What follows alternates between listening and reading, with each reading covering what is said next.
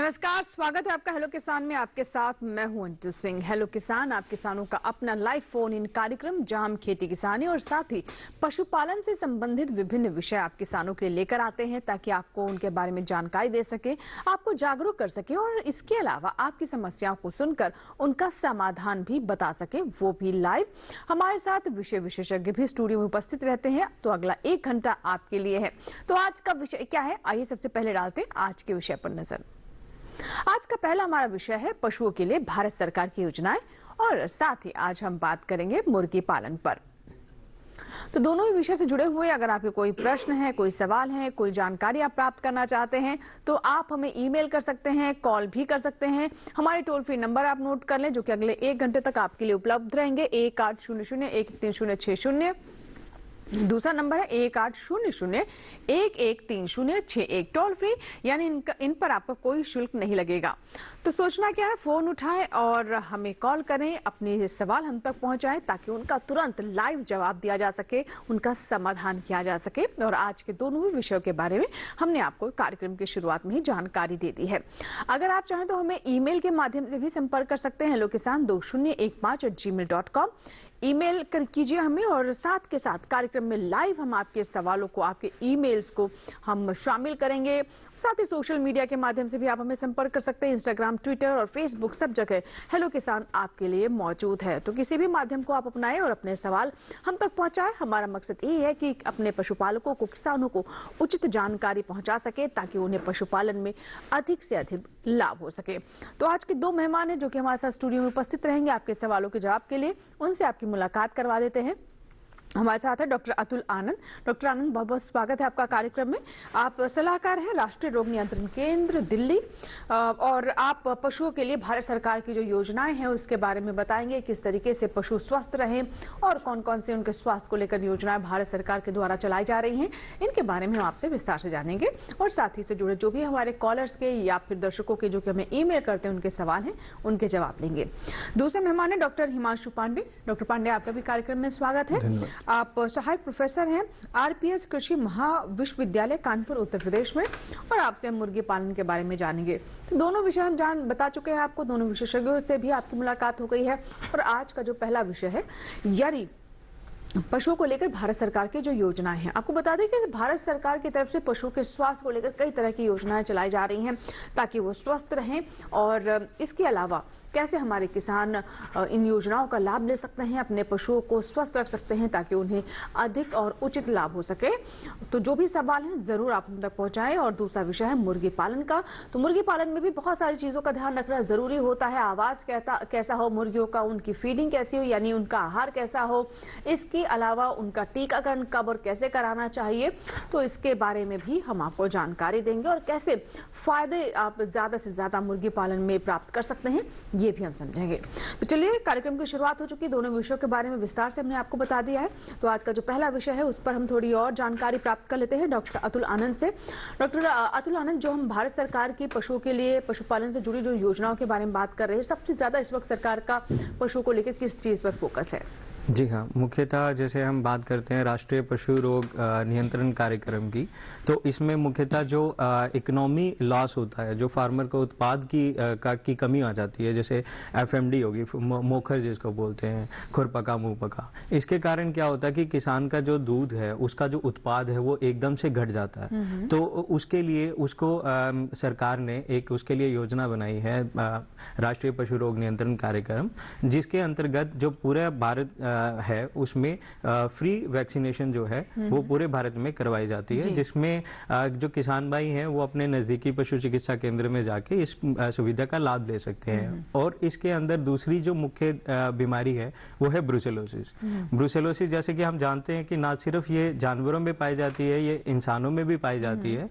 तो इसके लिए भी भारत सरकार द्वारा फ्री ऑफ कॉस्ट जो है ये वैक्सीनेशन पूरे भारत में करवाई जा रही है। तो इसका लाभ भी किसान भाई ले सकते हैं।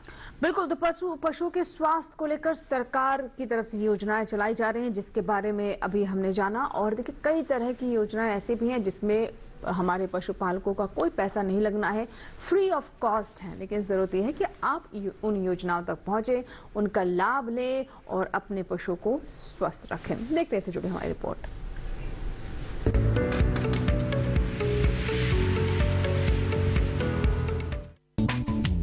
हमारे देश में पशुपालन का विशेष स्थान रहा है। इससे जहां कृषि के बहुत सारे काम संपन्न होते हैं, वहीं ये आय का अतिरिक्त जरिया भी है। पिछले कुछ सालों से हमारे देश में दूध की मांग और उत्पादकता दोनों में इजाफा हो रहा है।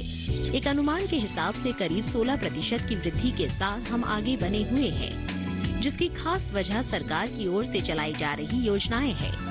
सरकार की इन योजनाओं में पशुपालन, उनका स्वास्थ्य, टीकाकरण, पोषण युक्त आहार, आवास और नस्ल सुधार जैसे विषय शामिल है, जिनके लिए राष्ट्रीय गोकुल मिशन, राष्ट्रीय पशुधन मिशन, राष्ट्रीय पशु रोग नियंत्रण कार्यक्रम, डेयरी प्रसंस्करण और अवसंरचना विकास निधि, राष्ट्रीय डेयरी विकास कार्यक्रम चलाए जा रहे हैं।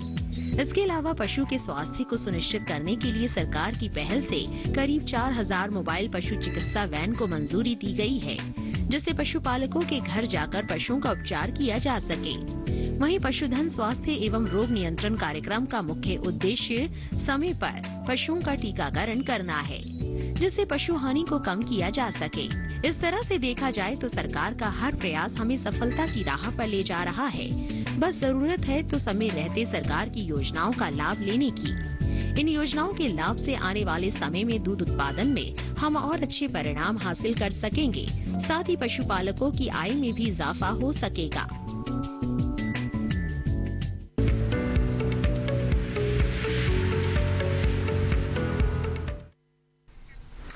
तो देखिए, अभी आपने रिपोर्ट जिसमें हमने आपको बताया कि मकसद यही है कि जो हमारे पशुपालक हैं उनकी आय में वृद्धि हो, उसमें इजाफा हो और जो दुधारू पशु हैं उनके दूध देने की क्षमता बढ़े, वो स्वस्थ रहें।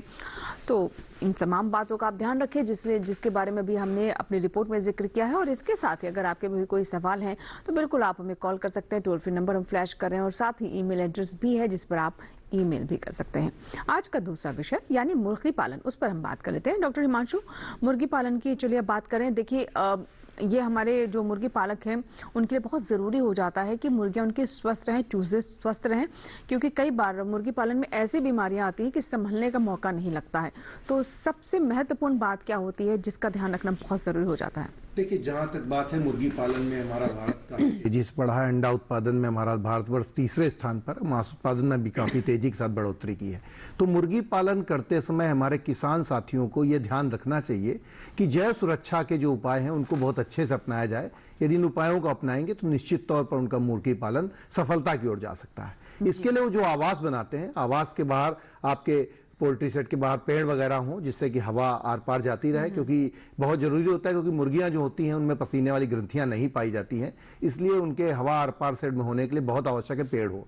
साथ में जो आपका आवास अंदर बना हुआ है वो बिल्कुल, जो भी उसमें लीटर डालते हैं, लीटर कभी गीला ना होने पाए। गीला होगा तो बीमारी फैलने की संभावनाएं बहुत ज्यादा बढ़ जाएंगी। उसके साथ साथ आप देखेंगे कि जब हमारे जो भी चिक्स होते हैं जब आते हैं तो जब निकालते हैं उनको एक एक करके तो भीड़ बहुत इकट्ठा हो जाती है। ओवर क्राउडिंग से बचना चाहिए, ज्यादा एक के ऊपर एक चिक्स इकट्ठा ना हो। यदि हम भीड़ को इकट्ठा करने से बचा लेंगे तब भी हमारे चिक्स जो है वो स्वस्थ रहेंगे और खा के अच्छे से आगे बढ़ जाएंगे।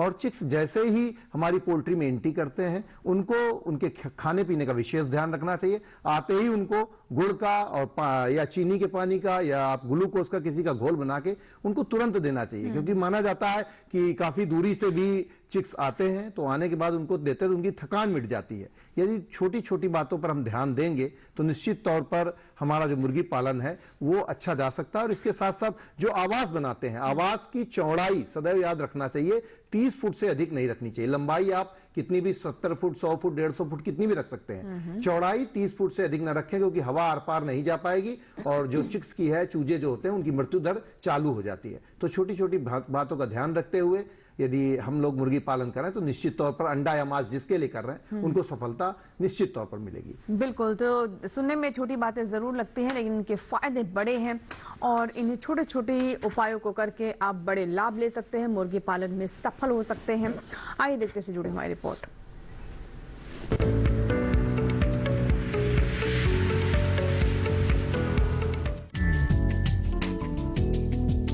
मुर्गी पालन बेहद आसान और कम खर्च में शुरू किया जाने वाला व्यवसाय है।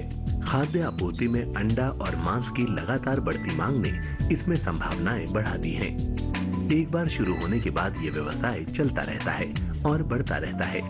जो किसान कुक्कुट पालन शुरू करने जा रहे हैं वो कुछ खास बातों का ध्यान रखें। जैसे पोल्ट्री फार्म खोलने से पहले मुर्गी पालकों को चाहिए कि वो चूजों को खरीदने से लेकर उनको बेचने तक काफी एहतियात बरतें। चूजे लेने से पहले बाड़े को कीटाणुनाशक दवा से अच्छी तरह धो लें और दीवारों पर भी छिड़काव कर दें। इसके अलावा चूजे स्वस्थ हों, उन्हें ऐसी जगह से खरीदें जहां जन्मजात बीमारियां ना हों।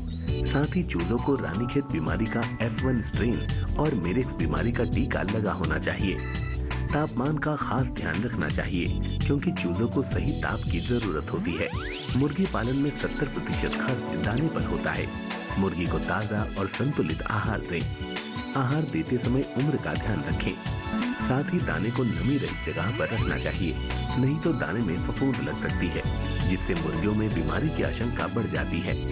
क्योंकि बीमारियों से कुक्कुट पालन को काफी नुकसान हो सकता है और बीमारियों का सीधा असर मुर्गी के उत्पादन पर पड़ता है। ऐसे में बीमार मुर्गी को तुरंत स्वस्थ मुर्गी से अलग कर देना चाहिए। साथ ही रानीखेत, चेचक, लिम्फोसाइट, मेरेक्स रोग, कोरीजा व कोलाई रोग के लिए समय समय पर टीकाकरण जरूर कराना चाहिए।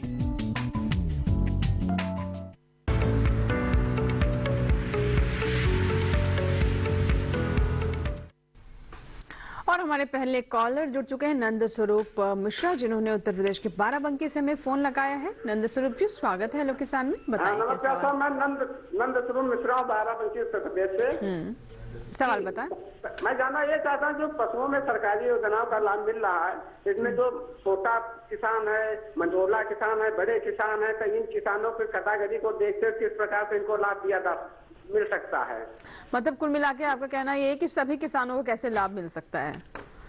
जी सर, क्या बताना चाहेंगे? जी हाँ, जैसे कि इन्होंने पूछा कि छोटे स्तर पर और बड़े स्तर पर, अगर बड़े स्तर पर बात करें तो जैसे फार्मर्स प्रोड्यूसर ऑर्गेनाइजेशन होती हैं, इसमें animal husbandry infrastructure development fund है जो पशु अवसंरचना विकास कोष है।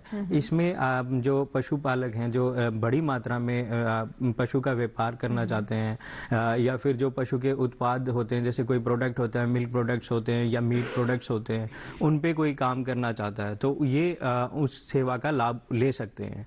और छोटे स्तर पर भी जो किसान भाई हैं, अन्य योजनाएं जैसे अगर उन्हें डेयरी डेवलपमेंट करनी है, डेयरी खोलनी है, तो वो अपनी डेयरी को बढ़ा सकते हैं। या कृत्रिम गर्भदान करवाना चाहते हैं, जो सेक्स सॉर्टेड सीमन जिसको बोलते हैं, सिर्फ जो फीमेल बच्चियां है वही पैदा होगी, तो उसके लिए भी वो उसका लाभ ले सकते हैं, जिसमें सरकार द्वारा 50% जो सब्सिडी है वो दी जाती है।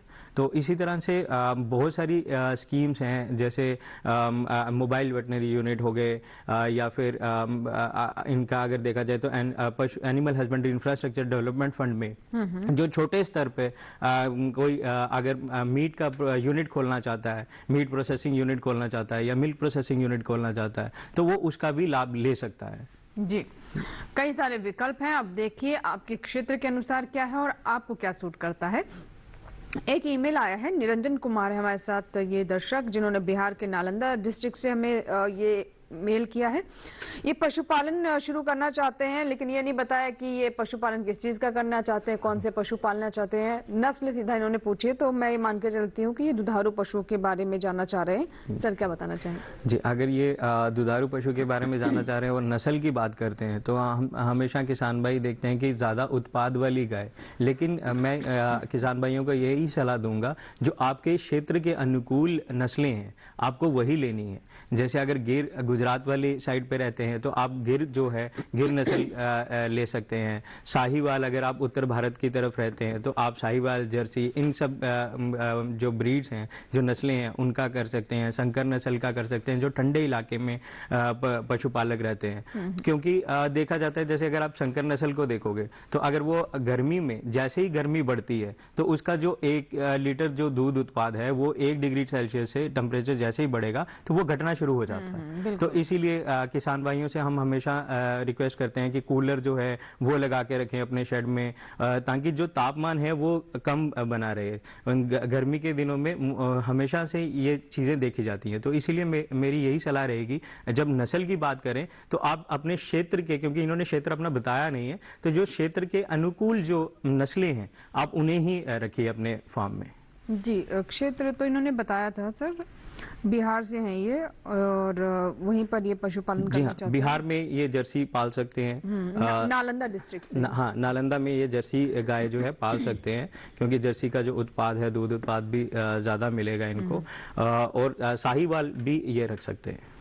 एक कॉलर है बाबूराम शर्मा है, जिन्होंने हिमाचल प्रदेश से में कॉल किया है। बाबूराम जी बताइए, स्वागत है हेलो किसान में, क्या सवाल है आपका?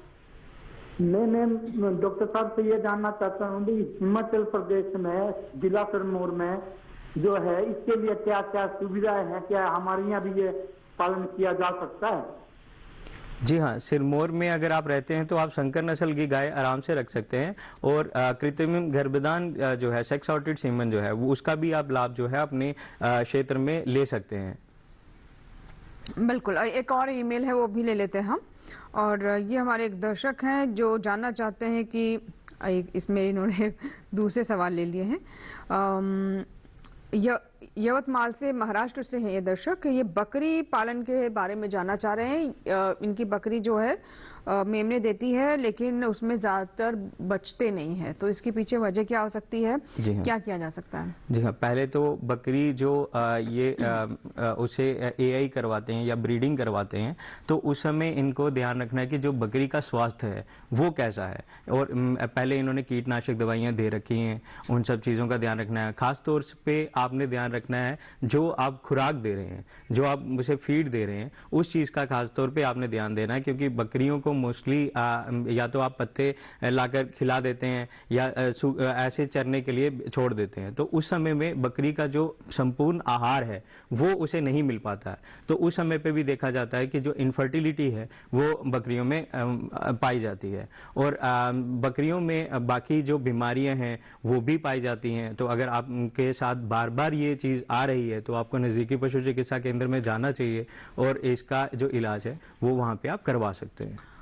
और अगला सवाल मुर्गी पालन से जुड़ा हुआ है। डॉक्टर हिमांशु हमारे ये दर्शक हैं, इनका नाम है नरेंद्र चौहान। ये जानना चाहते हैं कि अगर मुर्गी पालन करना चाहते हैं तो उसके लिए लोन कहां से और कैसे प्राप्त कर सकते हैं? निश्चित तौर पर देखिए, जहां तक बात है मुर्गी पालन करना चाहते हैं तो आर्थिक आपके लिए होना बहुत जरूरी है। तो उसके लिए लोन आप आसपास की जो भी आपकी बैंक है, सबसे पहले तो आप नरेंद्र जी आसपास के कृषि विज्ञान केंद्र या कृषि विश्वविद्यालय से आप जाके उसके बारे में ट्रेनिंग ले लीजिए, आप जहाँ के रहने वाले हैं आसपास जो भी हो, क्योंकि प्रशिक्षण के बिना आप कुछ भी नहीं कर सकते हैं। और वो लेने के पश्चात आप बैंक में, नाबार्ड बैंक का प्रोजेक्ट है जिसमें कि आपको 20 से 25% तक की सब्सिडी है। उत्तर प्रदेश से हैं तो उत्तर प्रदेश में भी आपको 10% तक की मुर्गी पालन पर सब्सिडी है, और दोनों ही सब्सिडियों का आप एक साथ लाभ उठा सकते हैं। या अन्य स्टेट में है तो स्टेट गवर्नमेंट की जो आपकी योजना है उसका आप प्रोजेक्ट बनाकर सबमिट करिए तो आपको लोन मिल जाएगा, और उसके साथ आप मुर्गी पालन चालू कर सकते हैं। तो पैसा आपके इस व्यवसाय में आड़े नहीं आएगा, आपके लिए सरकार की तरफ से काफी सुविधाएं हैं। जी बिल्कुल। तो लोन की, ऋण की भी काफी सुविधाएं हैं, चाहे वो मुर्गी पालन हो या फिर अन्य दुधारू पशुओं के बारे में अगर आप जानना चाहते हैं, बिल्कुल आप इसके लिए आप प्रयास करें, और हमारी शुभकामनाएं हैं आपको। इसी के साथ यहाँ वक्त हुआ हेलो किसान में छोटे से ब्रेक का, कहीं मत जाइएगा। आज हम बात करें मुर्गी पालन की, और साथ ही पशुओं के स्वास्थ्य को लेकर भारत सरकार की जो योजनाएं चलाई जा रही हैं उसके बारे में। फिलहाल छोटा सा ब्रेक।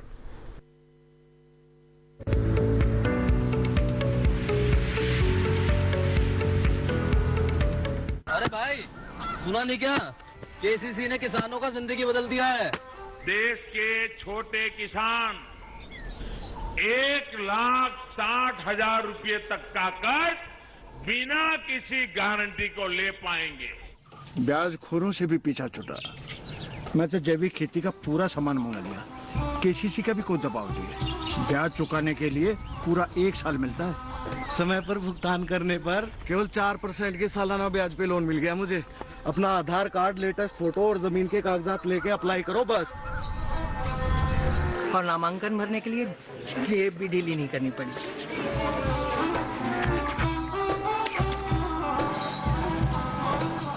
चाचा, उधार चुकाने के 24 घंटे के बाद उतने ही पैसे वापस निकाल सकते हैं। केसीसी ने किसानों की जिंदगी वाकई बदल दी है। तो आप भी किसान क्रेडिट कार्ड अपनाएं और सहजता से ऋण पाएं।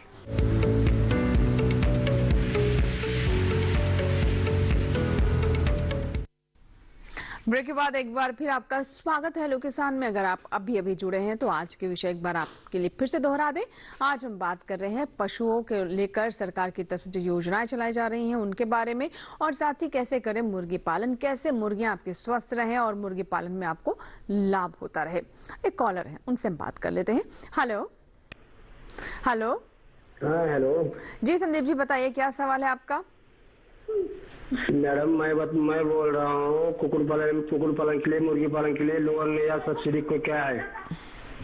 ठीक है डॉक्टर हिमांशु पांडे, लोन और सब्सिडी क्या क्या है मुर्गी पालन के लिए? निश्चित तौर पर भी जैसे मैं पहले बताया आपने जी, जो लोन है उसके लिए आपको आसपास के बैंक में जाना पड़ेगा। नाबार्ड बैंक का प्रोजेक्ट है, उसको आप फॉलो करिए, आपको 20 से 25% तक की सब्सिडी मिल जाएगी। और साथ में आप जिस स्टेट से हैं, जिस राज्य से हैं, वहां राज्य सरकार की जो स्कीम चल रही है उसके प्रोजेक्ट को प्रोफार्मा में भर के आप बैंक को दे दीजिए तो आपको लोन मिल जाएगा और अपना आप काम कर सकते हैं। पर इसके पहले आप निश्चित तौर पर कहीं ना कहीं से किसी कृषि विज्ञान केंद्र से या किसी आप एग्रीकल्चर यूनिवर्सिटी से जाकर आप प्रशिक्षण जरूर ले लें, क्योंकि प्रशिक्षण के बिना आप मुर्गी पालन नहीं कर सकते। प्रशिक्षण लेने के पश्चात आप मुर्गी पालन अच्छे से कर लेंगे और आपको इन योजनाओं के अंतर्गत लोन भी मिल जाएगा और आप सब्सिडी का भी फायदा मिल जाएगा। जी बिल्कुल, लोन भी मिलेगा और सब्सिडी भी मिलेगी, दोनों का फायदा आप ले सकते हैं। लेकिन ट्रेनिंग, प्रशिक्षण बहुत महत्वपूर्ण है, जैसा कहना है डॉक्टर साहब का।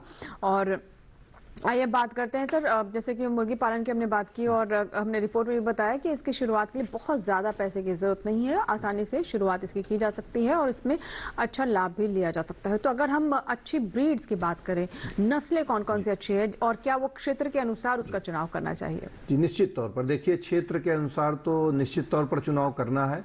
इसमें देखिए अंडे वाली यदि कोई जो हमारा मुर्गी पालक है यदि अंडे की नस्लों का चयन कर रहा है तो निश्चित तौर पर आपके अंडे के लिए व्हाइट लेघार्न जो होती BV 300 के नाम से प्रसिद्ध है, 300 अंडे साल भर में देती है, तो उसका आपको चयन करना चाहिए। और कमर्शियल रूप पर, व्यावसायिक स्तर पर इसी ब्रीड को रिकमेंड भी किया जाता है, इसका चयन कर सकते हैं। और यदि कोई भी जो भी मुर्गी पालक है यदि मांस के लिए मुर्गियों का चयन कर रहा है तो न्यू हैम्पशायर है, कॉर्निश है, या क्षेत्रवाद कोई महाराष्ट्र से है तो वन राजा, गिरिराजा इनका चयन कर सकता है, मध्य प्रदेश से तो कड़कनाथ का चयन कर सकता है, उत्तर प्रदेश से रहने वाले हसीन का चयन कर सकते हैं। इस तरीके से क्षेत्रवार जो मुर्गियां हैं उनका चयन कर सकते हैं। पर यदि आप मांसल मुर्गियों का चयन की बात करते हैं तो काब 100 और काब 400 दो स्ट्रेन होते हैं, इनका चयन करना चाहिए। काब 100 स्ट्रेन बेहतर होता है, उस स्ट्रेन के जो भी पक्षी होते हैं उनमें रोकने की क्षमता ज्यादा होती है और वो मृत्यु दर उनकी बहुत कम होती है। तो उस स्ट्रेन के जो भी हैं उनका आप चुनाव करेंगे तो वो आपके लिए बेहतर साबित होगा। जी, एक भैंस पालन से जुड़ा हुआ सवाल है, राहत हुसैन है, जिनका कहना है कि इनकी भैंस जो है वो हीट में नहीं आती है और अगर आती भी है तो वो आवाज नहीं करती, जिसकी वजह से मिस हो जाता है। क्या करना चाहिए? जी हाँ, जैसे इसको हम साइलेंट हीट बोलते हैं जी, तो इसके लिए इनको क्या करना है कि सबसे पहले तो अपने जो भैंस है उसका जो आहार है उसको संतुलित आहार देना है और कोशिश करें कि 40 ग्राम जो मिनरल मिक्सचर है वो अपने पशु को आहार में फीड में मिक्स करके जरूर खिलाएं, ताकि जो उसका स्वास्थ्य है वो बना रहे। और कीटनाशक दवाइयां जो हैं कि कीड़े की दवाई जो है वो दें इनसे समय समय पर। और इसमें आप ये ध्यान रखें कि जैसे ही जो आपकी जो पशु जैसे ही आपको लगता है कि एक बार बोल पड़ी है या नहीं, आपको समझ नहीं आ रहा है, तो आप नजदीकी पशु चिकित्सा केंद्र में जाके उसकी सलाह भी ले सकते हैं। और आपने उसकी जो गर्भाशय है उसकी सफाई आप जो है वो वहां से करवा सकते हैं। फिर उसके बाद आप जो है कि जो गाय है उसमें कुछ जो जरूरी दवाइयां हैं वो आपको पशुपालन जो है वो जो पशु चिकित्सक हैं वो देंगे, तो तभी इसका जो इलाज है वो हो पाएगा। एक कॉलर है आनंद प्रताप सिंह है, जिन्होंने हमें गोंडा से कॉल किया है, उत्तर प्रदेश से हमारे साथ फोन लाइन पर है। जी आनंद प्रताप जी, बताएं क्या सवाल है आपका? नमस्कार मैम जी, हमें जानना चाहते हैं कि उत्तर प्रदेश में मुर्गियों के कौन सी वैरायटी का पालन करें जिससे अच्छा उत्पादन मिल सके अंडा, और उनके होने वाली गर्मियों में बीमारियों के नाम बता दीजिए, उससे बचाव के बारे में बता दीजिए।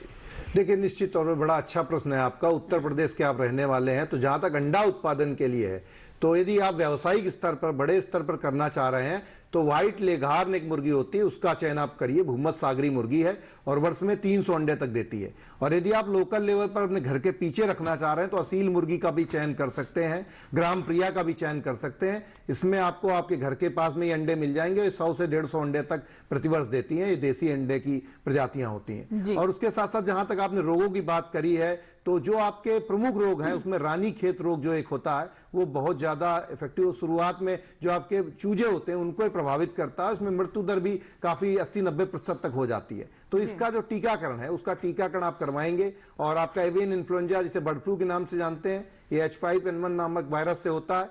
तो इसकी भी रोकथाम के लिए आप अपने जो पोल्ट्री शेड है उसमें अच्छे से साफ सफाई का प्रबंधन करिए, टेम्परेचर का प्रबंधन करिए और टीकाकरण अवश्य कराइए। साथ में गंबोरो एक बीमारी होती है, इस बीमारी की भी समस्या ज्यादा होती है। यदि आप अंडे वाला मुर्गी पालन कर रहे हैं तो इसके लिए भी आपको टीकाकरण 15 से 20 दिन के एज पर जाके करवा देना चाहिए। और साथ में आपकी जो एक ड्रॉप सिंड्रोम एक वैक्सीन होता है वो जाके आपका 18 से 20 सप्ताह पर लगता है, EDS 76 के नाम से आता है, उसका भी टीकाकरण करना बहुत जरूरी रहता है। और रानीखेत का एक तो लासोटा वैक्सीन होता है, दूसरा R2 वैक्सीन, जितने भी मतलब टीकाकरण है बीमारियों के, उनके टीकाकरण आप कराएंगे तो बेहतर रहेगा। जी, एक और ईमेल आया है हमारे पास, गोलू मीना है और ये बकरियों के बारे में जानना चाहते हैं। हमारी बकरियों के थन में सूजन हो जाती है, इसका क्या उपाय करें?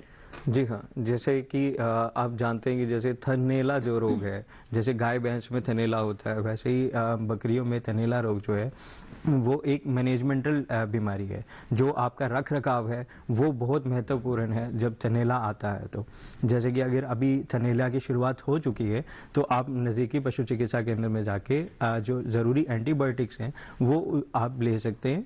और अब आपने क्या करना है कि हमेशा से जब आगे जो पशु हैं, बाकी जो पशु हैं, उनमें ये रोग ना आए, उसके लिए आपने जो पोटाशियम परमैंगनेट का घोल जो है पानी में बना के आपने उसके जो थन हैं उनको धोना है। अगर आप दूध निकाल रहे हैं तो दूध निकालने से पहले और दूध निकालने के बाद आपने और अपने जो पशु हैं उनका जो शेड है उसको साफ सुथरा रखना है, ताकि जो उनका मल मूत्र है वो वहाँ पे गिरा ना हो। और जैसे ही आपके, क्योंकि जैसे ही आप दूध निकालेंगे जो पशु बैठता है तो उस समय पे जो कीटाणु है वो थनों की नलियों के जरिए ऊपर चले जाते हैं, तो उससे जो थनैला रोग है उसकी शुरुआत हो जाती है। क्योंकि इसे इन्वायरमेंटल मैस्टाइटिस बोलते हैं, कि क्योंकि जो कीटाणु है वो आपके जो पर्यावरण है उसमें पाए जाते हैं। ठीक है, अनुभव कुमार एक और दर्शक है हमारे साथ बिहार से, इन्होंने फोन किया। अनुभव जी, क्या सवाल है आपका? अनुभव जी सुन पा रहे हैं आप मुझे? जी जी, बताइए, सवाल बताएं अपना। मेरा सवाल है कि हमारे बकरी का बच्चा खाना पीना नहीं खाता है। जी जी, सुन पा रहे हैं। सवाल मेरा है कि मतलब एक तो बकरी का बच्चा है, 2 महीना उम्र है, खाना पीना नहीं खाता है। ठीक है, बकरी का बच्चा है, आहार की समस्या आ रही है सर, क्या बताएंगे? जैसे आहार की समस्या आ रही है तो पहले इन्हें देखना है कि इन्होंने जो कीड़ों की दवाई है उसे दिए हुए कितना समय हो गया है। अगर नहीं दी है तो आप सबसे पहले कीड़ों की दवाई दें, क्योंकि उससे जो भूख है वो एकदम से ख़त्म होनी शुरू हो जाती है। दूसरा हो सकता है कि जो जब बच्चा जो नवजात जो है वो पैदा होता है तो आमतौर पे जो किसान भाई हैं वो खीस जो है उसका वो अपने बछड़े को नहीं देते हैं, तो उसके कारण भी ये चीज़ें जो हैं ये देखी जाती हैं। और अगर वातावरण भी अनुकूल नहीं है तो भी ये जो बच्चा है वो खाना जो है वो कम कर देगा। तो ये सब चीज़ें जो हैं जो आपका रख रखाव है उसको आपने ध्यान में रखना है। जो शेड है वो आपका जो हवादार होना चाहिए, ताकि जो ये सारी चीज़ें हैं। और बाकी अगर हो सकता है कि उसमें अगर कोई बीमारी आ रही है तो वो भी जो है अगर उसे खीस मिली होगी तो उसे रोग प्रतिरोधक क्षमता जो है वो खीस से मिल जाएगी। तो इन चीज़ों का आपने ध्यान रखना है और जो आवास है उस चीज़ का भी आपने खास तौर पर ध्यान रखना है इसके लिए। जी बिल्कुल, तो देखिए इन कुछ बातों का आप ध्यान रखें। और हमारे पास लगातार ईमेल्स आ रही हैं, हम कोशिश करते हैं कि ज़्यादा से ज़्यादा जो सवाल हैं उनको हम कार्यक्रम में शामिल करें। तो एक सवाल आया है, ये भगवंत सिंह है, ये जानना चाहते हैं पशुओं को जन्ने से पहले कैसे उनका ख्याल रखें। जी हाँ, जैसे जैसे ही जो बछड़ा है, जैसे ही वो मादा जो है वो प्रेग्नेंट होगी, गर्भवती होगी, उस समय से ही जो रख रखाव है वो उसका आपने ध्यान रखना है, क्योंकि जो पहला ट्राइमेस्टर, जो पहले 3 महीने हैं, उस समय पे आपने खास तौर पे बहुत सारा ध्यान रखना है। जो आहार है, आहार जो है आपको संतुलित खिलाना है, और उसके साथ आपने जो कीड़ों की दवाई है, जिसकी तरफ मैं बार बार बोल रहा हूँ, वो हमेशा आपने खिलानी है, क्योंकि उससे रोग प्रतिरोधक क्षमता जो है पशु की वो बनी रहती है। तो आपने दूसरा, जैसे ही वो 6 महीने की हो जाएगी, उसके बाद आपने जो कैल्शियम है, कैल्शियम की मात्रा जो है वो कम कर देनी है, ताकि जो मिल्क फीवर है उसके होने के चांसेस, जो दूधिया बुखार है, वो ना हो पाए पशुओं में। तो इस चीज का आपने खास तौर पे ध्यान रखना है। और जैसे ही नवजात आपका पैदा हो जाता है तो उसे जो खीस है वो जरूर खिलाएं, क्योंकि पहले 2 घंटे में जब आप खीस खिलाते हैं तो जो उसकी आंत होती है उसमें सबसे ज्यादा एब्जॉर्प्शन जो है वो उस समय पे होती है। तो इसीलिए जो पहले 2 घंटे हैं वो बहुत महत्वपूर्ण है नवजात की को खीस पिलाएं। ठीक है, और इसके साथ ही उनकी प्रतिरोधक क्षमता भी बेहतर होती है। फिलहाल इसी के साथ ही वक्त एक छोटी सी ब्रेक का, कहीं मत जाइएगा, देखते रहे हेलो किसान।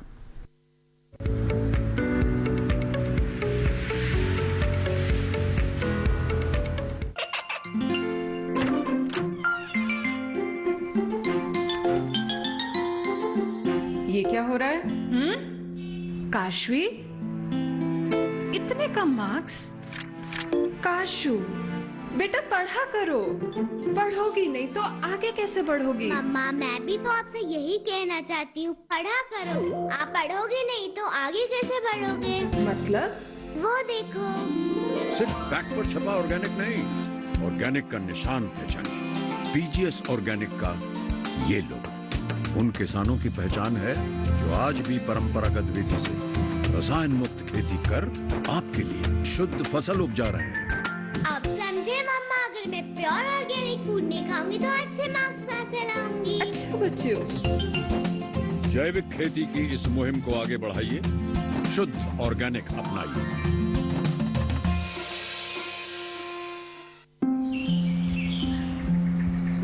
अरे अरे अरे क्या कर रहा है? इधर इधर इधर, हम बोल रहे हैं तेरे बीजू का। पुतला बोल रहा है? हाँ, पक्षियों से तो हम खेत को बचा लेते हैं, पर इन घातक रसायनों से कैसे बचाएं? मतलब? देख बेटा, तू जो ये अंधाधुंध रसायन मिलाता है ना, मिट्टी की सेहत बिगड़ने लगी है, और जब माटी ही कमजोर पड़ जाएगी तो उपज कैसे सेहतमंद होगी? अरे पहले ऐसा नहीं था, पूछना अपने बड़े बुजुर्गों से, कैसे फसल लहलहाती थी, शुद्धता झलकती थी। हाँ, माटी भी तंदुरुस्त और लोग भी। पहली वाली बात कहाँ? पर अब तो सब यही डाले हैं। सब नहीं, आज भी लाखों जागरूक किसान परंपरागत विधि से फसल उगा रहे हैं, खर्चा कम और उपज की कीमत भी बेहतर पा रहे हैं। ठीक है भाई, मैं भी आज से जैविक खेती शुरू करूंगा। माटी से प्रेम की परंपरा है परंपरागत खेती।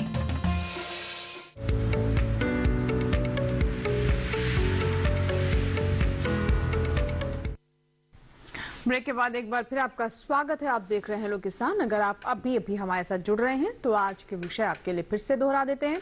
आज हम बात कर रहे हैं पशुपालन से जुड़ी भारत सरकार की योजनाओं के बारे में, और साथ ही जानकारी दे रहे हैं मुर्गी पालन के बारे में। तो दोनों ही विषय से जुड़े जो भी सवाल है आप हमें ईमेल कर सकते हैं, कॉल भी कर सकते हैं, या फिर फेसबुक, इंस्टाग्राम और ट्विटर के माध्यम से भी हम तक अपने सवाल पहुंचा सकते हैं। ऐसे ही एक हमारे पास सवाल पहुंचा है जो कि हमारे पास आया है सोशल मीडिया से।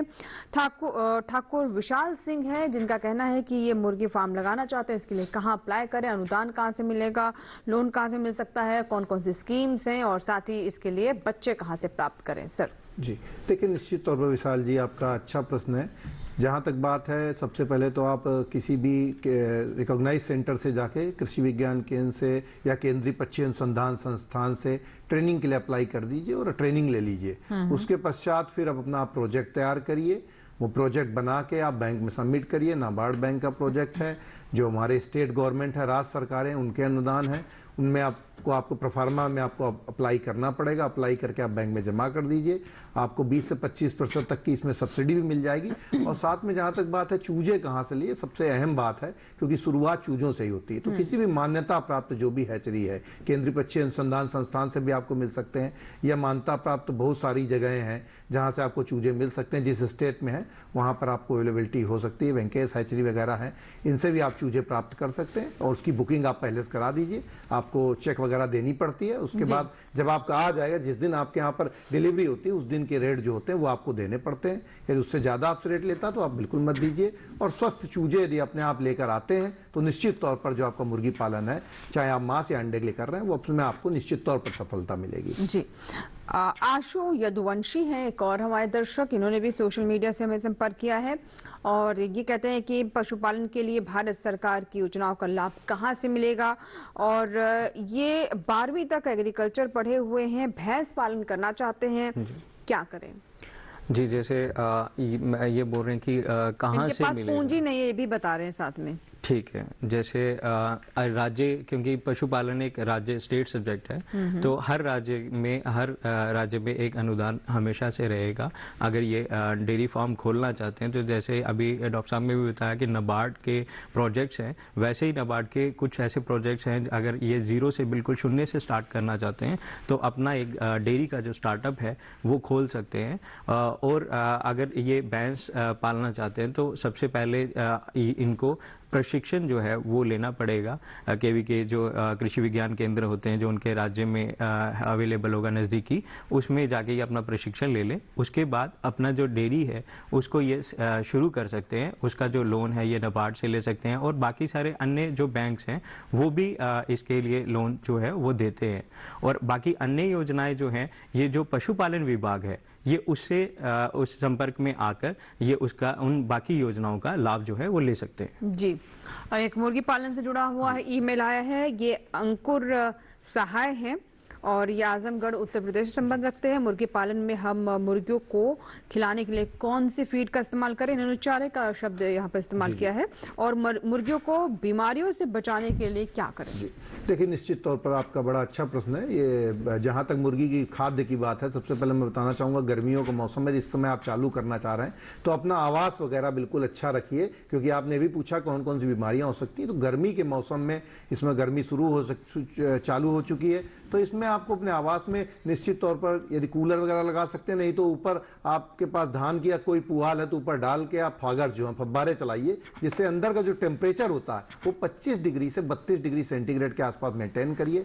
साफ सफाई रखिए, बायोसिक्योरिटी के जो भी उपाय हैं, नीचे आप अपना जो लीटर है वो गीला ना होने दें, चूना वगैरह से अच्छे से सेट की पुताई कर दीजिए, जिससे कि किसी तरीके के जो भी आपके इंसेक्टिसाइड वगैरह, इंसेक्ट वगैरह आ सकते हैं उनको ना आने दें। जो भी आपके पोल्ट्री में बाहर से आने के जो भी होल्स वगैरह हो उनको आप बंद कर दीजिए, क्योंकि यदि चूहे वगैरह आ जाते हैं तो आपका जो पोल्ट्री खाद्य है उसको बहुत नष्ट करते हैं। साथ में आप जी, और जहां तक आपकी बात है कि पोल्ट्री में क्या क्या उनको खिलाएं, तो इन ऊर्जादायक जो फीड होते हैं उनको खिलाना चाहिए, प्रोटीनियस फीड को खिलाना चाहिए। इसके लिए आपके पास अनाज वाले जो भी है, गेहूं है, मक्का है, मक्का बहुत ही अच्छा पसंद होता है मुर्गी को, तो मक्का, ज्वार, बाजरा, इनमें से कोई भी आप ले सकते हैं। साथ में राइस पॉलिश है, मूंगफली की खली है, इस तरीके की चीजें। और साथ में आपके फिश मील, बोन मील जो होती है, मछली का चूर्ण वगैरह, इनका आप प्रयोग कर सकते हैं। और साथ में बना बनाया जो आहार आता है, यदि आप चाहें तो बाहर कंसंट्रेट आता है, मक्का अपना रखिए 60-40 के रेशियो में, मक्का 60%, 40% आप कंसंट्रेट लगाएंगे तो आपका जो आहार की कास्ट है, क्योंकि 70% जो खर्च होता है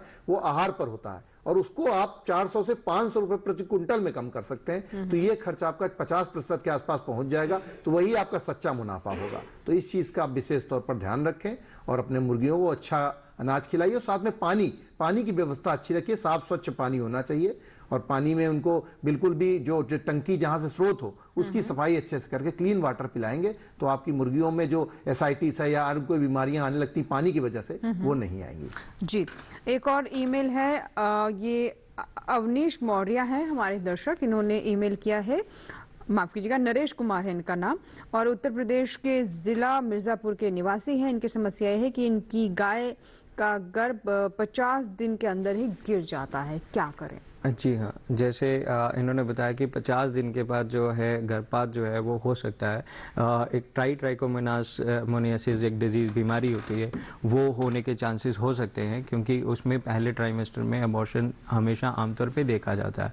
पहला इन्होंने अपने पशु का जो आहार है उसको देखना कि ये संतुलित आहार दे रहे हैं या नहीं दे रहे हैं, और अगर इनका फिर भी ये जो है 50 दिन के बाद ये देख रहे हैं जैसे ही गाय बोलती है तो ये जब कृत्रिम गर्भधान करवाते हैं तो मेरी गुजारिश है कि उससे पहले ये क्या करें कि जो उसका जो गर्भाशय है उसको साफ करवाएं, सफाई करवाएं, जो कि पहले भी बता चुके जी हाँ।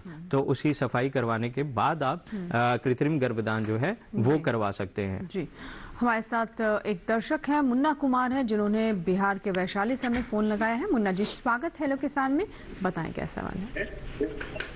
हेलो जी नमस्कार मुन्ना जी, सवाल बताएं। नमस्कार नमस्कार नमस्कार नमस्कार, सवाल बताइए अपना। सवाल ये है कि हमें 1500 के संख्या में बधिया खसी, छेरुआ खसी चाहिए बक्कर पालन के लिए। आपको बकरियां पालनी है? जी, बकरी नहीं पालना है, बकरी के बच्चा जो है शिशु मिल जाए महीना 2 महीना के 1500 के संख्या में, उसे पालना चाह रहा। जी सर।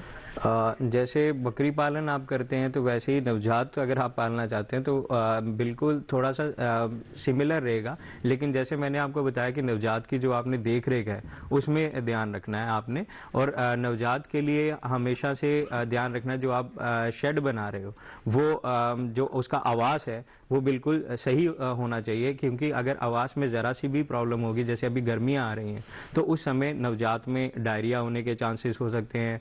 और जो आप उसे आहार खिला रहे हैं वो भी आपने संतुलित आहार देना है। और आपने हमेशा ध्यान रखना है कि जब भी आप अपने जो नवजात खरीद रहे हैं, कहीं से खरीद रहे हैं, और जो नया नवजात आपकी बाकी जो अन्य आपने खरीदे हुए हैं उनके साथ जब आप मिलाते हैं तो कुछ देर के लिए आप बिल्कुल उसे अलग एक शेड में अलग जो आवास है वहां पे रखिए, ताकि वो दूसरे, अगर वो कहीं से बाहर से कोई बीमारी लेकर आया है तो वो दूसरे जो पशु हैं उनमें वो बीमारी ना फैले। तो इन सब छोटी छोटी चीजों का आपको हमेशा से ध्यान रखना है आवास में। जी, एक हमारे दर्शक हैं, इनका ईमेल आया है और इन्होंने खास तौर पर ये गुजारिश की है कि इनका नाम, उनके गांव का नाम जरूर बोले। तो दौलत राम कुंडू है ये, और इनके गांव का नाम है यदुपुर, डिस्ट्रिक्ट पलवल।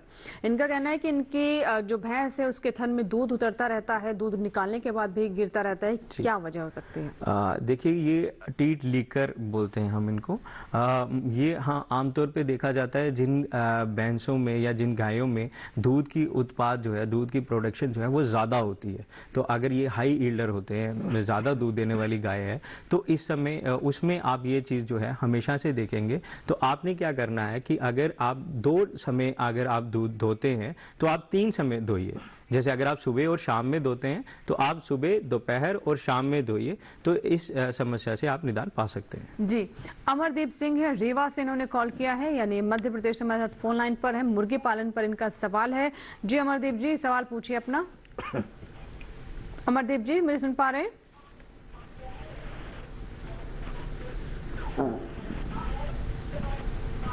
सवाल पूछिए। मैं मुर्गी पालना चाहता हूँ।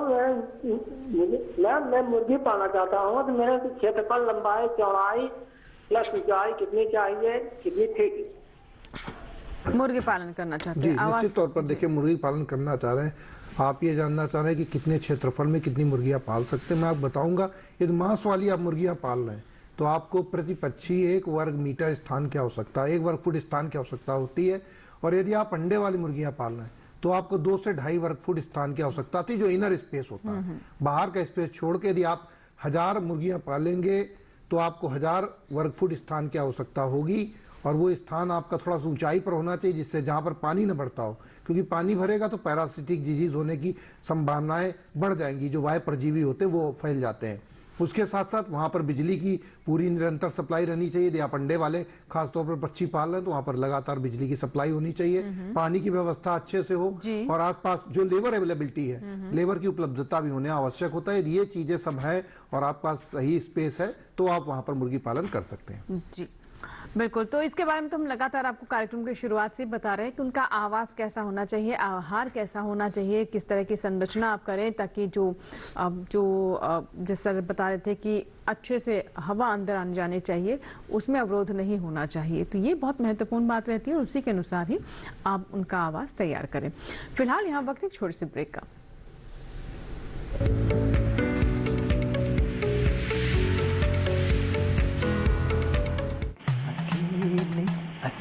अरे वाह भैया, अकेले अकेले।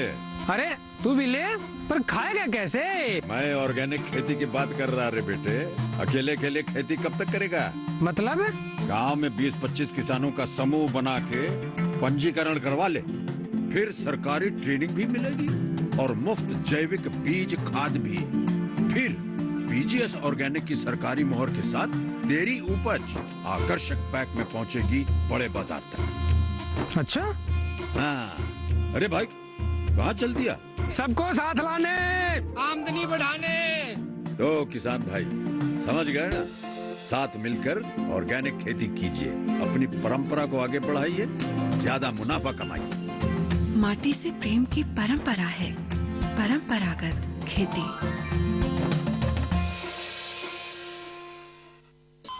अरे सुन तो। मुझे क्या सुनाना चाहते हो? जो सुनाओ मेरी सौतन को। किसको? अरे वही तुम्हारा मोबाइल फोन जिससे सुबह शाम दिन रात चिपके रहते थे और कहते थे किसान कॉल सेंटर से बातें हो रही हैं। अच्छा ये बात है। हाँ क्यों, क्या हुआ? अब बात नहीं होती क्या? अब तो झट से बात हो जाती है। ऐसा क्या? हाँ, अब तो ज्यादा लाइनें और खास तकनीक के कारण खेती के माहिरों से तुरंत बात हो जाती है। और अगर कभी लाइन व्यस्त हो तो अपनी समस्या फोन पर रिकॉर्ड करा दो, वहाँ से फोन आ जाता है और समस्या की हल का मैसेज भी आ जाता है। ये देखो आ गया। अरे वाह, इसका मतलब इंतजार की घड़ी अब खत्म। हाँ। तभी मैं सोचूं कि आजकल मुझ पर इतना प्यार क्यों आ रहा है। कृषि संबंधी समस्याओं का अपनी भाषा में तुरंत हल पाने के लिए पूरे भारत में किसी भी फोन से हेल्पलाइन नंबर पर संपर्क करें। किसानों का दोस्त किसान कॉल सेंटर।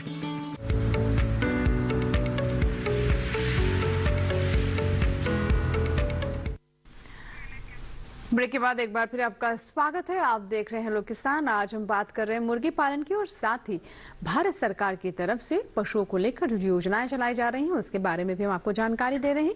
दोनों विषय से जुड़े जो भी आपके सवाल हैं आप हमें ईमेल के माध्यम से या फिर कॉल करके हम तक पहुंचा सकते हैं। और एक ऐसा ही हमारे पास ईमेल आया है, अंकित दिवाकर है, जिनका कहना है कि इनकी जो गाय है उसको किलनी बहुत लग रही है, तो इसके पीछे क्या वजह हो सकती है, सर क्या करें? क्या लग रही है? किलनी मतलब कीड़े लग रहे हैं। ओके। जैसे चिचड़ी हाँ चिचड़ी की समस्या है। मोस्टली हम आमतौर पे देखते हैं कि जो किसान भाई हैं जब वो चिचड़ी का इलाज करते हैं तो वो हमेशा एक हफ्ते तक वो इलाज करेंगे, तो उसके बाद जैसे ही उनके जो पशु हैं उनसे जो चिचड़ियाँ हैं वो गायब हो जाएंगी तो वो दवाई देना जो है वो बंद कर देते हैं। तो क्योंकि इसमें हमेशा समझना पड़ता है कि जो चिचड़ी है उसका एक लाइफ साइकिल होता है कि जैसे ही आप दवाई देते हैं तो जो बड़ी चिचड़ियाँ हैं वो तो दवाई देने पर मर जाएंगी, लेकिन जो अंडे बचे होंगे या फिर जो आपके जो आवास है जहां अगर छोटे छोटे सुराख हैं तो वहां पे उसके जो अंडे गिरे होंगे वो बाद में बड़ी चिचड़ी बन जाएंगी, तो वो अगले हफ्ते में वो बड़ी चिचड़ी का रूप ले लेते हैं। तो इसीलिए चिचड़ियों की समस्या जो है वो जाती ही नहीं है। तो इसीलिए आपने क्या करना है कि जो जैसे आइवरमेक्टिन होती है ये चिचड़ियों के लिए बहुत ही कारक दवाई है, तो आपने हर हफ्ते में एक बार इसका जो इंजेक्शन है अपने नजदीकी पशु चिकित्सक के पास जाके आप ये लगवाइए। लेकिन ये 4 हफ्तों तक इस साइकिल को इसको इंजेक्शन को प्रॉपर तरीके से रिपीट करवाइए, तभी आपको जो चिचड़ियां हैं उनसे निजात मिल सकेगा। ना कि सिर्फ इतना, आपने जो आवास है, आपका जो शेड है, आपने उसको भी साफ करना है, फिनोल से साफ कर सकते हैं, ताकि जो छोटे छोटे क्रिवाइसिस जो सुराख हैं वहां पे जो चिचड़ियों के अंडे पड़े हुए हैं वो भी खत्म हो जाए। जी, एक हमारे दर्शक हैं, इनका कहना है ये जौनपुर उत्तर प्रदेश से संबंध रखते हैं। इनकी गाय का जो दूध है वो फटा फटा निकल रहा है, मतलब उसकी क्वालिटी निकल रही है। जैसे इन्होंने बताया कि अगर छिछड़ियाँ जैसे फटा फटा सा निकल रहा है तो इसका मतलब थनेला का जो आगमन है वो हो चुका है। तो अगर आप आमतौर पे मैं किसानों को ये बताऊंगा कि जैसे ही आप इसका वेट मत कीजिए कि जैसे ही फटाफटा दूध आना लगे उस समय आप पशु चिकित्सक के पास जाते हैं। आप आमतौर पे जब भी आप दूध धोते हैं तो आपको अनुमान हो जाता है कि जो उसका जो पल्ला है, जो थन है, वो थोड़ा हल्का गर्म दिखाई देगा, आपको हल्का गर्म महसूस होगा। तो जैसे ही वो हल्का गर्म महसूस होता है उसी समय आप पशु चिकित्सक के पास जाएं और जो जरूरी एंटीबायोटिक ट्रीटमेंट है वो लें, क्योंकि इसमें क्या होता है कि जैसे ही एक थन में शुरुआत हो गई फिर वो दूसरे में जाएगी, तीसरे में जाएगी और चौथे में जाएगी। और इस समय आपने एक और ध्यान रखना है कि जब आप दूध धोते हैं उसके बाद पशु को चारा दें ताकि जो पशु है वो खड़ा रहे, ताकि जो नीचे से कीटाणु है वो ऊपर ना जा सके। जी, कमलेश शर्मा है हमारे दर्शक, इन्होंने मुर्गी पालन से जुड़ा हुआ सवाल पूछा है। ये कह रहे हैं कि मुर्गियों में होने वाली जो लकवा है, एक तरह पैरालिसिस की बीमारी जो है, इसका क्या इलाज है और कैसे मुर्गियों को इससे बचाया जा सकता है? लेकिन निश्चित तौर पर जो पैरालिसिस के लक्षण होते हैं वो रानीखेत जो बीमारी होती है उसमें भी काफी आ जाते हैं। इससे बचाव के लिए आपको इसका जो वैक्सीनेशन है, टीकाकरण है, वो करवाना चाहिए। और साथ ही साथ इसमें जो विटामिन बी कॉम्प्लेक्स होता है, जब शुरुआती दिनों में आप लेके आते हैं तो 4 से 5 दिन तक आपको vitamin B complex vitamin A में, मतलब कहने का अर्थ है 1 लीटर आप बी कॉम्प्लेक्स ले लीजिए और 60 ml विटामिन ए मिलाकर और डेली 1 कप जो है वो आप उनका जो पानी है उसमें डाल दीजिए और उनको दीजिए। यदि आप ये विटामिन की पूर्ति कर देंगे तो जो उनमें लकवा लगने की संभावनाएं होती हैं वो नहीं लगेंगी। अदरवाइज जो 1-2 बीमारियां आती हैं और उनका प्रॉपर रूप से टीकाकरण कर दीजिए, चाहे रानीखेत हो। उसके अलावा कई बार देखा जाता है कि सीआरडी एक बीमारी होती है, क्रोनिक रेस्पिरेटरी डिजीज, उसमें भी धीरे धीरे लकवा लगने की संभावनाएं बढ़ जाती हैं, इन्फ्लुएंजा में भी बढ़ती हैं। तो ऐसी स्थिति में जिनको हम विटामिन वगैरह देते हैं और टीकाकरण प्रॉपर रूप से करते हैं तो ये बीमारियां नहीं आएंगी और उससे आपका जो है पैरालिसिस से मुर्गियां सुरक्षित रहेंगी। एक और ईमेल है, अंकुर सहाय हैं, ये कहते हैं कि जो बांझपन का रोग होता है उसको कैसे दूर किया जाए? जी, बांझपन का रोग निश्चित तौर पे बहुत सारे इसके कारण हो सकते हैं बांझपन के। जैसे अगर 3rd ट्राइमेस्टर में हो रहा है तो ये ब्रुसेला के कारण भी हो सकता है। तो जैसे अभी हम बात कर रहे थे कि राष्ट्रीय पशु रोग नियंत्रण कार्यक्रम के अंतर्गत ब्रुसेला की जो वैक्सीन है, जैसे ही आपकी बच्चिया जो है वो 4 महीने की होती है तो आप जो ब्रुसेला का टीका है वो निःशुल्क जो है वो अपने नजदीकी पशु चिकित्सा केंद्र में जाके वो करवा सकते हैं। और ये टीकाकरण जो है साल में आपको एक ही बार लगवाना होता है पूरे जीवन काल में। जी, हमारे साथ दर्शक हैं जिन्होंने, राम बाबू हैं ये, जिन्होंने हमें ईमेल किया है मध्य प्रदेश के मालवा से। ये कह रहे हैं कि बकरी पालन करना चाहते हैं, कैसे करें? जी, अगर ये बकरी पालन करना चाहते हैं तो ये पशु अवसंरचना जो कोष है, कहाँ से ले भी, हाँ, वही से जो कोष है ये उससे लाभ ले सकते हैं अगर ये 100 से ज्यादा बकरी पालना चाहते हैं। अगर ये कम पालना चाहते हैं तो ये जो इनकी राज्य सरकार होगी उसमें जो अनुदान होंगे या जो बैंक होंगे वहां से लोन लेकर ये इसकी शुरुआत कर सकते हैं। और जो ट्रेनिंग की बात की, जो कृषि विज्ञान केंद्र होते हैं, नजदीकी कृषि विज्ञान केंद्र जो होगा वहां से ये इसकी जो ट्रेनिंग है वो ले सकते हैं। या जो वेटनरी यूनिवर्सिटीज, एग्रीकल्चर यूनिवर्सिटीज जो हैं वहां पे ये जाके इनकी जो ट्रेनिंग्स हैं वो ले सकते हैं कि बकरी पालन जो है वो कैसे करना है इनको। जी, मुर्गी पालन पर सवाल कर लेते हैं सर। जैसे कि आपने अच्छी ब्रीड्स के बारे में बताया, आवास के बारे में भी बता दिया, लेकिन अब वैक्सीनेशन पर भी हम चर्चा कर लेते हैं क्योंकि कुछ हमारे सवाल भी बीमारी से जुड़े हुए थे। तो वैक्सीनेशन कौन कौन से इनका होना चाहिए और कैसे? लेकिन निश्चित तौर पर जहां तक टीकाकरण की बात है, ये मांसल पक्षी पाल रहे हैं, मांस वाली मुर्गियां पाल रहे हैं, तो उसके लिए सबसे पहला वैक्सीन तो हैचरी से लग के आता है, मैरेक्स बीमारी का। और उसके अलावा आने पर पहले सप्ताह पर 7 दिन के पश्चात रानीखेत का लासोटा वैक्सीन होता है जो उसकी आंख में 1 बूंद डाल दिया जाता है। वैक्सीनेशन प्रॉपर होना चाहिए, सभी मुर्गियों को होना चाहिए, एक भी छूट जाती है तो हमारा टीकाकरण असफल हो जाता है। 15 दिन में गंबोरो बीमारी का आईडीवी वैक्सीन जो है उसको लगाना चाहिए। 21 दिन में हमें पुनः जो है रानीखेत का जो लासोटा है 3 से 4 सप्ताह पर उसको लगा देना चाहिए। यदि अंडे वाले पक्षी पाल रहे हैं तो अंडे वाले पक्षियों में ये टीकाकरण तो करेंगे ही, साथ में फाउल पॉक्स का 6वें सप्ताह पर और 16 सप्ताह पर लगाएंगे। रानीखेत का R2B वैक्सीन 8वें सप्ताह पर 0.5 ml त्वचा के नीचे 18वें सप्ताह पर लगाएंगे। और उसके साथ साथ आपको जो होता है इन्फेक्शन कोराइजाक हो जाता है जुखाम का, वो भी हमें 8वें सप्ताह पर लगा देना चाहिए। और अंडा जो कमजोर होता है EDS 76 18वें से 20वें सप्ताह पर वैक्सीन लगाना आवश्यक होता है। ये जरूर ध्यान रखें, वैक्सीनेशन करते समय सभी मुर्गियों का वैक्सीनेशन होना चाहिए और वैक्सीन की कोई भी बूंद या जो बोतल है वो आसपास न रख जाए, थोड़ी दूर ले जाकर उसे डिस्पोज ऑफ करिए, नहीं तो बहुत मात्रा में दिक्कतें पैदा हो सकती है। वैक्सीनेशन सफलतापूर्वक करेंगे तो निश्चित तौर पर आपका मुर्गी पालन अच्छा आपको लाभ देगा। जी, अमोल है हमारे एक दर्शक जिन्होंने ईमेल किया है, ये जानना चाहते हैं कि जो HF काऊ यानी जो संकर नस्ल की जो गाय हैं उनका आहार कैसा होना चाहिए? जी हाँ, संकर नस्ल जो है वो अधिक से अधिक दूध देती है, तो इसमें आपने हमेशा देखना है कि जो कंसंट्रेट है, जैसे आप 2/3 चारा खिलाते हैं, हरा चारा खिला रहे हैं और 1/3 कंसंट्रेट खिला रहे हैं, तो इसके साथ जैसे ही आपकी जो गाय है वो 5 लीटर दूध देती है, तो आपने 1 किलो जो फीड है वो आपने जो आहार है उसमें ऐड करना है। और अगर जैसे ही उसका 1 किलो 2 किलो जैसे ही बढ़ता है, 5 लीटर से ज़्यादा बढ़ता जाता है दूध उत्पाद, तो आपने वैसे ही 1 किलो जो फीड की मात्रा है वो आपने आहार में मिला देनी है। जी, तो ये था हमारा आज का हेलो किसान, जिसमें हमने मुर्गी पालन से जुड़ी बहुत महत्वपूर्ण जानकारियां प्राप्त की, कॉलर्स के जवाब भी दे, ईमेल्स भी ली, और साथ ही भारत सरकार की जो योजनाएं हैं पशुपालन से जुड़ी, खासतौर पर स्वास्थ्य पर हमारा काफी फोकस रहा आज के कार्यक्रम में।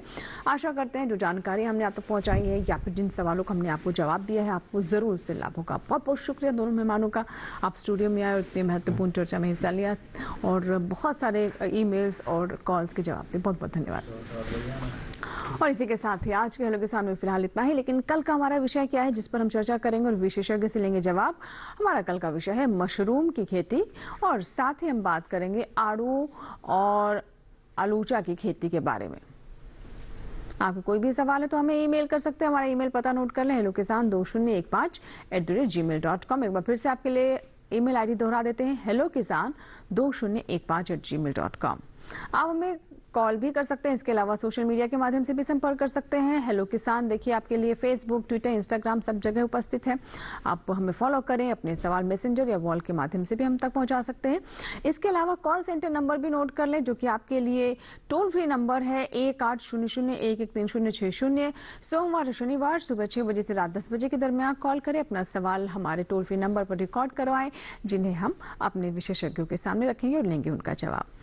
और चलते चलते आपको बता दें कि आप हमारा ये कार्यक्रम हमारे YouTube चैनल पर भी देख सकते हैं। इसके लिए इस QR कोड को स्कैन करें और DD किसान पर प्रसारित होने वाले सभी कार्यक्रम हमारे YouTube चैनल पर देखें, @DD किसान चैनल, ये हमारा YouTube ID है। आज के कार्यक्रम को अगर आप दोबारा से देखना चाहते हैं तो भी आप YouTube पर जा सकते हैं।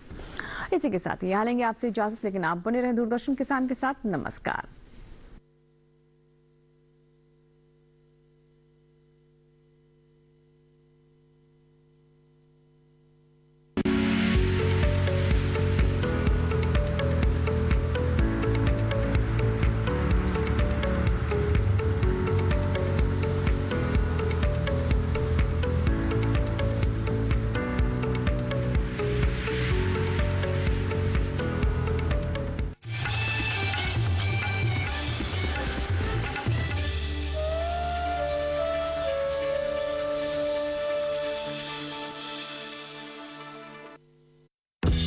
मन की बात है, जन जन की, संघर्षों के कुछ किस्से, कहानी कुछ सफलताओं की, अनकही विरासत की।